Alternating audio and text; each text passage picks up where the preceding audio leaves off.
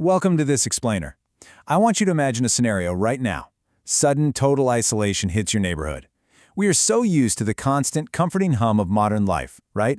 We literally never pause to think about what happens when those invisible systems just vanish. Well, today, we're going to break down the exact protocols for the ultimate blackout survival plan. And we're pulling this directly from disaster preparedness experts, the CDC, the Red Cross, and seasoned survivalists. So what actually happens when the grid dies? Picture the exact moment the power fails completely. And I'm not talking about a little 1-hour outage. I mean for days. A total blackout isn't just a minor inconvenience, it's a massive, cascading failure of the very systems we rely on to stay alive. First things first, to survive this scenario, you've absolutely got to understand exactly what you're up against. Think about it. The absence of modern noise is immediate. And honestly, it's super eerie. There's no hum from the fridge, no glow from the streetlights outside, not even a notification buzz from your phone. The grid is totally dead, and the clock is efficiently ticking on your survival. Now, most folks don't even realize the serious danger they're in until around day 3. But our goal today? Making sure you're fully prepared long before that moment ever arrives. To empower you, we're building a hierarchy of survival needs today. We'll be covering 1. When the grid goes down, 2. Securing your water supply, 3. Food safety and cooking, 4. Safe lighting and heat, 5. Sanitation and security, and finally, 6. Mental endurance. Let's get right into it. Section 1. When the grid goes down. During that initial denial phase, almost everyone assumes the lights will just flicker back on, but you need to assume they won't. The grid being dead means 0 water pumps, 0 sewage treatment, no gas stations, and absolutely no refrigeration. Your food, it's actively spoiling right there in the fridge, and the city's infrastructure is grinding to a total halt.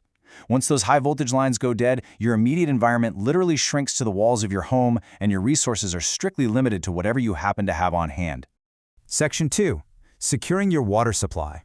Without power, those municipal pumps instantly stop pushing water to your neighborhood. You don't have days to figure this out. You have roughly 12 hours before your taps become completely useless. That makes it absolutely critical to have an emergency water source secured ahead of time. See, once the municipal pressure drops, any water left sitting in those pipes can quickly become stagnant and start breeding bacteria. This is exactly why you have to move immediately when the power drops. Fill every clean container, bathtub, and bucket you own. But, of course, the absolute best-case scenario is having a secure supply already waiting for you. And that brings us to the absolute golden rule, straight from both the CDC and the Red Cross. You need to store a minimum of 1 gallon of water per person per day. You need this not just for drinking to stay hydrated, but also for essential food preparation and basic hygiene. Ideally, you really want to aim for a 2-week supply, but a 3-day supply? That's the absolute minimum baseline you need to establish right now. Now, if you are storing your own water, the CDC has a very strict procedure for sanitizing a food-grade container to stop bacterial growth before it starts. It's a simple 4-step process. First, wash it out with soap. Second, sanitize it using a highly specific ratio, 1 teaspoon of unscented liquid household chlorine bleach to 1 quart of water. Third, shake it all up so it touches every surface and wait 30 seconds. Finally, empty it out and let it air dry. Oh, and a quick super important tip from the Red Cross: never ever reuse milk jugs for water storage. Those lingering low proteins are basically impossible to clean completely, and they will cause bacteria to just explode in your drinking water. No thank you. Moving on to Section 3. Food safety and emergency cooking. With the grid completely down, your fridge has a ticking clock of about 2 days, tops. After that, you are entirely reliant on your pantry and emergency cooking skills. But you have to be so incredibly careful here. Using something like a charcoal grill indoors can quietly cause lethal carbon monoxide poisoning. The Red Cross and the University of Minnesota Extension are super strict about this. Propane camp stoves, gas grills, and charcoal, those must absolutely stay outdoors, period. For safe indoor heating of food, you're pretty much limited to fireplaces, assuming the flue is open, of course, or small chafing dishes and fondue pots, and they're specifically approved for indoor fuel. Remember, carbon monoxide kills quieter and way faster than the cold does. Honestly, the best move to conserve your fuel entirely is to stock up on simple, no-cook pantry items that require 0 preparation. The UN Extension actually recommends things like peanut butter sandwiches, crackers paired with canned meat or fish, chips, fresh fruit still in the peel, and unopened cans of fruit or pudding.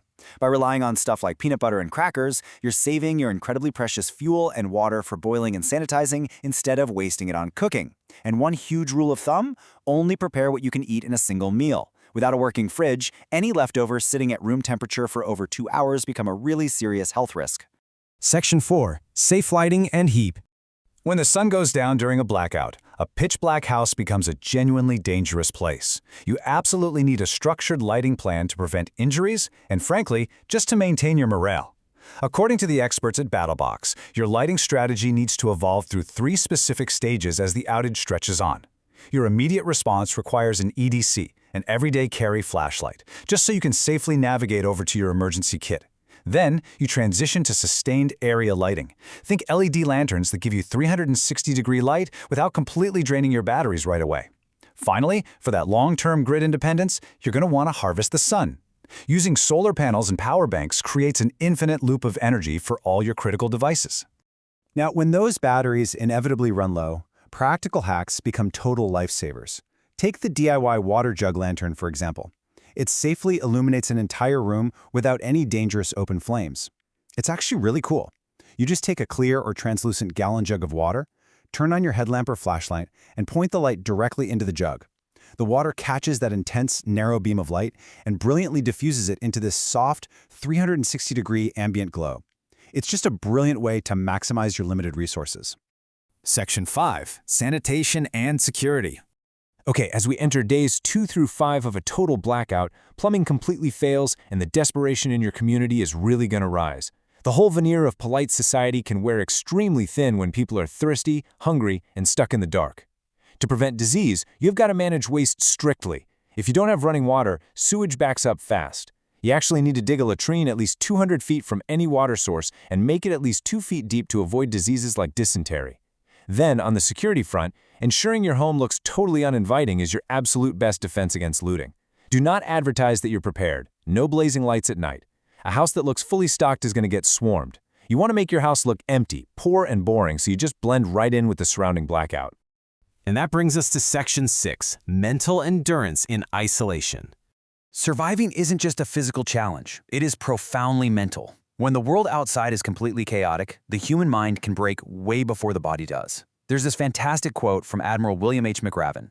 If you make your bed every morning, you will have accomplished the first task of the day. It will encourage you to do another task and another. It just beautifully captures how maintaining a rigid daily routine keeps your mind anchored. According to mental health professionals who study isolation, routines provide essential structure. Wake up at the exact same time, ration your food at the exact same time, and yes, make your bed. It gives you a much-needed sense of pride and control when literally everything else feels completely out of your hands. Psychologists also highly recommend using something called the RAIN method. It's a technique to consciously process and balance those intense feelings of anxiety and loneliness that are bound to pop up in isolation. It's an acronym. You recognize the fear, you allow it to be there without fighting it, you investigate why you're feeling that way, and finally practice non-identification, which just means understanding that this emotion is a temporary state, it's not who you are. Honestly, this mental tool is just as vital as that emergency flashlight we talked about. By breaking down survival into water, food, heat, and routine, we've basically removed the panic from the equation. That leaves you with one final, very important question to consider today. You now know that survival isn't really about being the strongest person in the room. It's about being the most adaptable. It's about turning utter chaos into manageable variables. So as you look around your brightly lit room right now, ask yourself, if all of this goes dark in 5 minutes and doesn't come back for a week, are you ready for tomorrow?